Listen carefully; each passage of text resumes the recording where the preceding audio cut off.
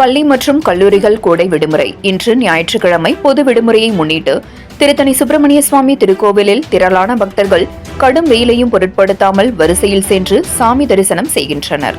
திருக்கோவில் சார்பில் நீர்மோர், குடித்தண்ணீர், பிரசாதம் ஆகியவை வழங்கப்படுகிறது.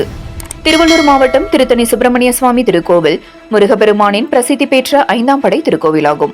இந்த திருக்கோவிலில் இன்று அதிகளவு ஆந்திர மாநிலம் மற்றும் கர்நாடகா மாநிலம், மேலும் தமிழகத்தின் பல்வேறு மாவட்டங்களிலிருந்து முருக பக்தர்கள் அதிகளவு சாமி தரிசனம் செய்ய மலைக்கோவிலில் குவிந்தனர். மேலும் கோடை விடுமுறை, கல்லூரி, பள்ளிகள் விடுமுறை என்பதால் இன்று அரசு பொது ஞாயிற்றுக்கிழமை விடுமுறை என்பதாலும் அதிகளவு பக்தர்கள் சாமி தரிசனம் செய்ய மலைக்கோவிலில் குவிந்துள்ளனர். 60 நிமிடம் மேலாக வரிசையில் காத்திருந்து மூலவர் முருகப்பெருமானை பக்தர்கள் சென்று சாமி தரிசனம் செய்கின்றனர்.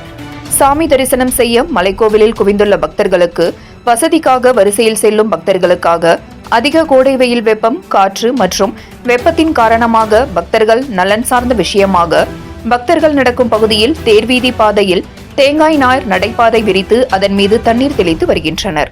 மேலும் வரிசையில் செல்லும் பக்தர்களுக்கு குடித்தண்ணீர், நீர்மோர், பானகரம், பிரசாதம் ஆகியவை தொடர்ந்து வழங்கப்பட்டு வருகிறது. திருக்கோவில் இணை ஆணையர் செயல் அலுவலர் ரமணி மலைப்பகுதியில் பக்தர்கள் வசதிக்கு செய்யப்பட்டுள்ள பணிகள் குறித்து தொடர்ந்து ஆய்வு செய்து வருகிறார்.